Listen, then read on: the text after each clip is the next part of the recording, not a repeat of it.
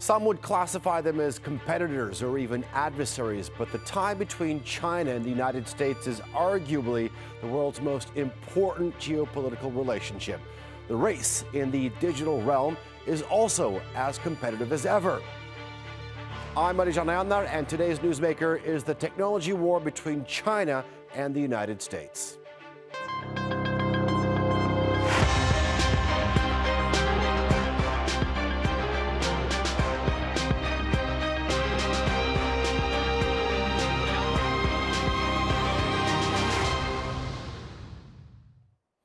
Past are the days when China was regarded as the world's mass production factory or even copycats. Today, the world's second largest economy is putting on a worthy challenge to the U.S. and the tech world. Apps like TikTok and Temu have taken the smartphone world by storm, and not to mention the surprise release of China's AI tool DeepSeek that wiped out $1 trillion off Wall Street. And you also have electric car companies like BYD that are threatening to dethrone traditional car makers. They're also the world's biggest battery maker and have an overwhelming dominance in the renewable energy supply chain. Here's a closer look. China could be well on the path to global domination, at least from the perspective of technology, far sooner than the US wants to admit. China's tech and computing sectors are booming and dispelling long-held myths in the West that China's tech sector could only copy and not innovate. 2025 is the year China is expected to surpass the US, and by 2029 it's estimated it will outgrow the US's tech sector 8-fold. In January, China caused massive waves in the AI and tech company sector by releasing DeepSeek, an innovative AI platform that is similar to ChatGPT, but built at a fraction of the cost. DeepSeek's breakthrough model tanked US tech stocks. US company Nvidia had some of the biggest single-day losses in its own history. President Trump welcoming competition, but sending a warning. I really think if it's fact and if it's true, and nobody really knows if it is, but I view that as a positive because you'll be doing that too, so you won't be spending as much and you'll get the same result, hopefully. The release of DeepSeek AI from a Chinese company should be a wake-up call for our industries that we need to be laser-focused on competing to win, because we have the greatest scientists in the world.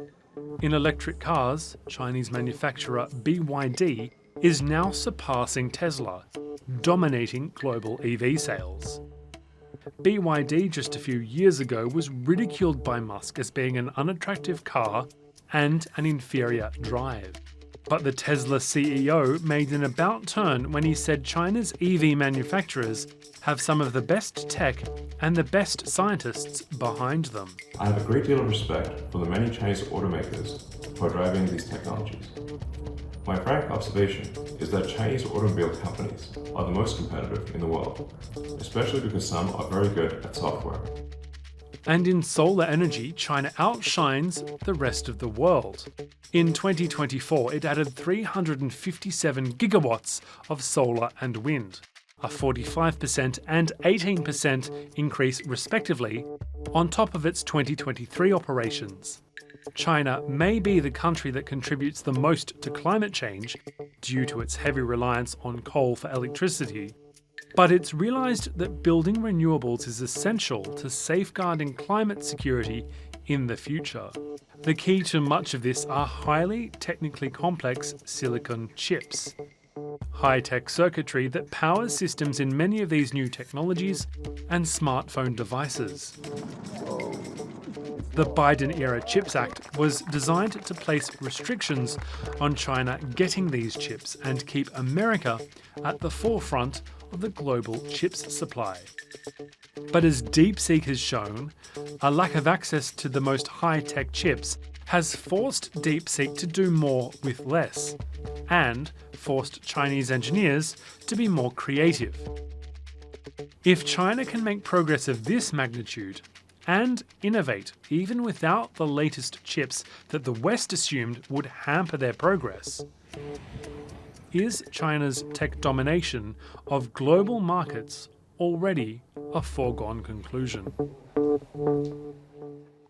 Joining me now are from Chicago, the editor-in-chief of the independent economic news platform EconVue, Hughes, Hale, and from Shenzhen, China, embodied intelligence director at the Shenzhen Institute of Artificial Intelligence and Robotics for Society, Shaoshan Liu, and from Washington, senior fellow at the Brookings Institute's Center for Technology and Innovation, Darrell West. Welcome to all of you. Darrell, let me begin the conversation with you. Given the nature, actually rather the intensifying nature of this rivalry between the two countries, do you think that the United States is facing a genuine existential threat, or is this more sort of a geopolitical standoff? I don't see it as an existential threat, but the two leading tech countries in the world right now are China and the United States. China has made tremendous progress on AI, mobile technology, and other new technologies. They're certainly a leader in electric vehicles, but the United States has still some of the top tech companies around the world, many of the leading global brands. We continue to invest very heavily in new digital technologies. Quantum computing is on the horizon. We see autonomous vehicles on the streets of some major American cities. So it is certainly a competition between the two countries, but both countries are pretty strong on technology. Okay, Shaoshan, let me turn to you. Darrell said that China has made some significant progress. I think it's fair to say that one of the reasons that China is in the position that it is in is because of the Made in China 2025 initiative. Do you feel that a state-sponsored approach to the development in technology is the key factor when it comes to its success, compared to sort of like the U.S. model where you have a free market driven model? Well, it's a common perception that the state has poured in a lot of money to support technology development in China. But if you look at the companies, the uprising companies, for example, DeepSeek, they did not receive any funding from the government. So I think the gene of innovation, including the talent pool, is there to incubate the next generation of tech companies, regardless of whether there's a state sponsor behind. Okay, fair enough. Let me bring you in this conversation. How do you sort of analyze China's model? Shaoshan said that there's very few companies that receive state funding, but there is a more state-sponsored attitude across the Pacific. I mean, do you feel that this top-down approach is sustainable, and do you feel that it could eventually face hurdles in the sense of innovation and possibly even funding? Well, yes, it's really, your question is a great one, because this is a kind of natural experiment, isn't it, to see which model works best for technological innovation. And, I think if you look at the recent meeting between President Xi Jinping and the heads of the major private enterprises in China, it was very obvious. You could see in the picture of the meeting the state-owned overhang on all of these companies. So there is regulatory overhang. There are regulations that can come about no matter where their original funding came from. They really are under the direct scrutiny. There's your picture. Wonderful. They're under the direct scrutiny of the Chinese Communist Party and the policy directives. So the issue of those tech companies is not the same as for American technological companies, which are really, they have their primary relationship with their investors and their shareholders, and that is their responsibility. It is not to the government. Okay, Shaoshan, I want you to respond what Lyric was mentioning, the recent symposium where you had giants like Jack Ma getting back into the inner circle, meeting with President Xi Jinping. Do you feel that Beijing wants to sort of add resilience to its growth strategy with this meeting? Oh, definitely. I think that's the message President Xi tries to send. For the past few years, you don't see Jack Ma around. I think Elon Musk even asked the question, where's Jack Ma, in one of the meetings. I think this is a new directional change such that these private companies are the driving force for the next generation of Chinese economy growth. I think that's definitely the new message from top down. Okay. Darrell, when you look at it from the lens in the United States, I think it's fair to say that there's a great degree of xenophobia. I mean, anything coming out of China, there's a very strong reaction, and it's bipartisan. I mean, do you feel that this fear that's coming from the Chinese tech world is perhaps categorized as irrational? Is that fair to say? There certainly is concern about China and the role of Chinese companies in the whole tech ecosystem. But I do think President Trump is launching some new initiatives. He is empowering the private companies in the United States. He's actually brought some people from the private sector into his administration. He is likely to deregulate. He has pushed back on some of the things the Biden administration did in terms of AI regulation. Trump wants to unleash AI, both in the private sector as well as in the public sector. We're already seeing some examples of that in terms of trying to gain government efficiencies. So there is a lot of policy changes that are taking place in the United States, and some of it is being dictated by the geopolitical rivalry between the two countries. Darrell, you say, I mean, I want to follow up with you. You say that President Trump is launching some new initiatives and innovations. I get that. But also when you look at some of the people that are in his cabinet and his administration and the people that he keeps close by, it's Marco Rubio, the Secretary of State, National Security Advisor, Mike Waltz. You have other people there, Navarro. These are classified as perhaps as China hawks. How do you feel that it's going to affect Washington's view of Beijing through the lens of technology? I mean, certainly there are a number of China hawks in the new Trump administration, but we also should keep in mind Trump is a transactional president. He's somebody who loves to bargain with other world leaders. He likes to negotiate. I think I would expect to see leadership meetings between Chinese and American leaders. There certainly are lots of sources of conflict and contentiousness between the two countries. The United States has put a number of export controls on products being sent to China. The whole chip area is a source of attention as well. But Trump likes to bargain with people. So the question will be, what kind of personal relationship will he have with President Xi, and what kind of bargaining and negotiations will take place? Lyric, Darrell said that President Trump's like to bargain. When you look at the previous U.S. administration sort of stance, the small yard, high fence approach to China, looking at everything that's come out from Beijing, do you feel that the U.S. might feel that this was an unsuccessful approach? The previous administrations? Yeah. I think when we're looking at technology, we have to really think about the role of government. Governments don't innovate. Companies and individuals innovate, and governments can either make the environment wonderful for doing that, or they can make it terrible for doing that. And they can do that in a number of ways through regulations, taxation, and so forth. We only have to look at Europe to see to look at the effects of overregulation on the development of technological companies. So that being said, I think we should look at an example of cooperation between our two countries. Alibaba, speaking of Jack Ma, and Apple are cooperating on the development of an AI system for iPhones in China.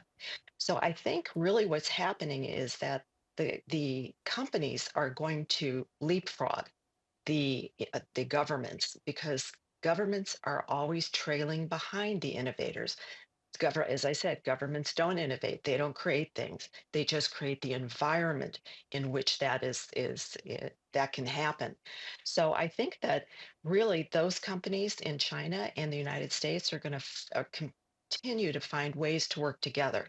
Look at the contribution of DeepSeek's of technology. Their software innovation is now being used as open source and is being used by everybody else looking at that as a model, a more decentralized model. So I think that we need to think about the role of government, the structural role of government in both countries. Hmm. So that being said, I think that knowing that you have the freedom to operate, that you won't have something happen that you didn't expect.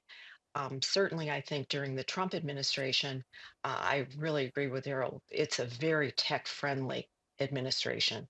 And so that's going to allow people to do what they do, but they're not going to, the government is not going to do it itself Okay. Um, in gov- either country. Yeah. yeah, governments don't innovate. It's the companies. Shaoshan, let me turn to you. Governments may not innovate, but they do put on bans. I mean, we've seen over the past a half decade, the United States putting bans on companies like Huawei. I think there was also ZT in there, and now what's going on with TikTok. Do you feel that this attitude of banning, and perhaps it can be described as being done under the guise of national security, that surely must have helped companies in China innovate in terms of the indigenous development? Oh, definitely. I totally agree with you. I think Chinese companies are forced to innovate in a way that we used to rely on U.S. supply chains for chips, for software products. And before the ban, you see most Chinese companies focusing on building the application of different technologies, TikTok being one. If you look at other companies, Tencent, they're making a lot of games that run on high-end chips made by the United States. But then since the ban, a lot of these Chinese companies are forced to put in a lot of resources into R&D to innovate. One perfect example is Huawei. With the ban, people would expect Huawei would start making cell phones, but then they came up with their next generation of chips to replace Qualcomm. So Qualcomm no longer has their business in China. So at the end of the day, when you do the calculation, you're not sure what the policy, which side the policy actually helps. Darrell, I want to get you into this conversation in this respect. I mean, I think sort of a common theme that's sort of emerging here is that it's too early to decide whether or not the United States has sort of lost, or maybe that's not the correct way, but lost this race in the tech race. There needs to be more room for cooperation. What do you think regulators in the United States, as well as private companies, can sort of pick up from Beijing or from China? I mean, there certainly are remaining areas of cooperation between the two countries. I mean, in the past, there's been cooperation on clean energy development, electric vehicles. Elon Musk has one of his major factories right outside of Shanghai in terms of making Tesla products. So I do think there will be some grounds for cooperation. But of course, there remain many geopolitical tensions between the two countries. There are lots of issues that are going to have to be discussed. But I do think American tech companies remain in a very strong position. They are very strong brands. They're selling their goods and services all around the world. There's a great demand for new digital technologies. And certainly AI is transforming the whole landscape, and American companies remain in the forefront of AI development. Lyric, especially when it comes to the potential growth in quantum computing and artificial intelligence, do you feel that the U.S. could be sort of picking up some sort of models from China in terms of maybe stricter tech regulation for national security? You know, I think the real question is, are we going to develop a two-track technology world? Because of the geopolitical influences, are we going to develop one set of innovations in quantum computing in China and another in the United States? And is that the best thing for the world to be doing? I think, in essence, you can't really stop technology. You can't stop the development of technology, and it can take surprising turns.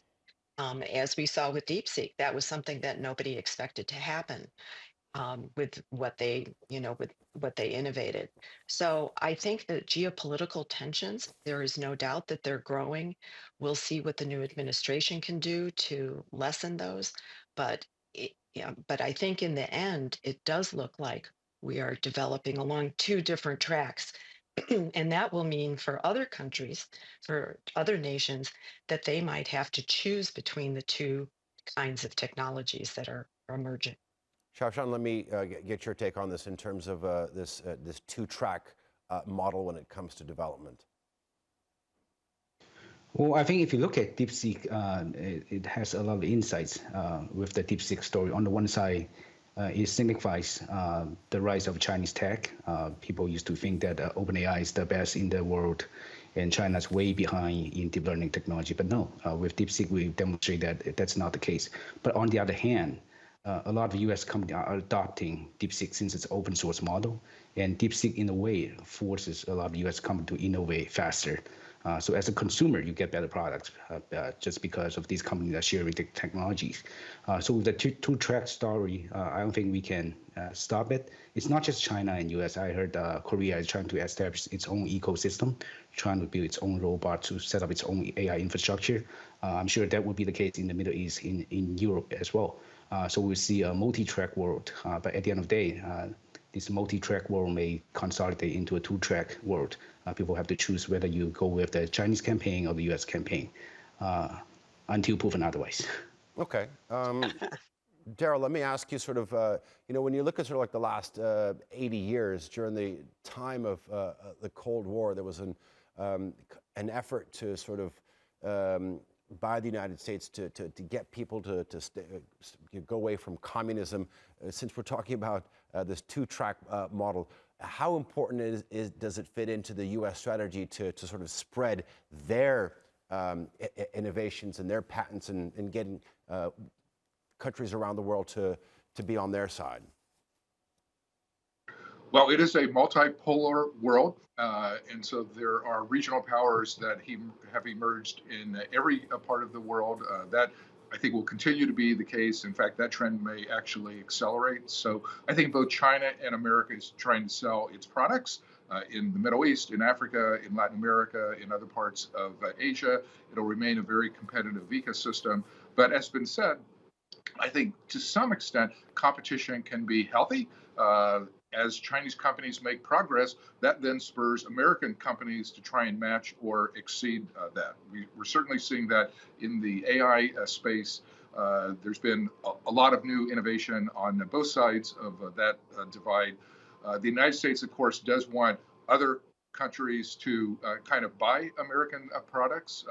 But in order to do that, those American companies are going to have to continue to innovate. They have to convince the world they have really good products. So far, that has been the case.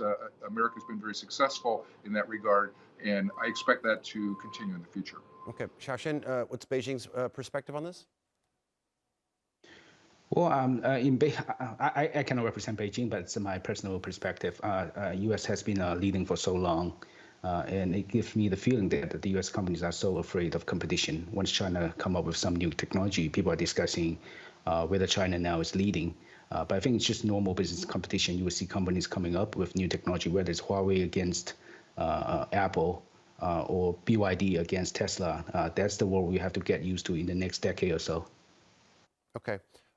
Lyric, I want to sort of give you the final word on this this conversation in terms of where we are right now, where we're heading, where we could be in the next decade.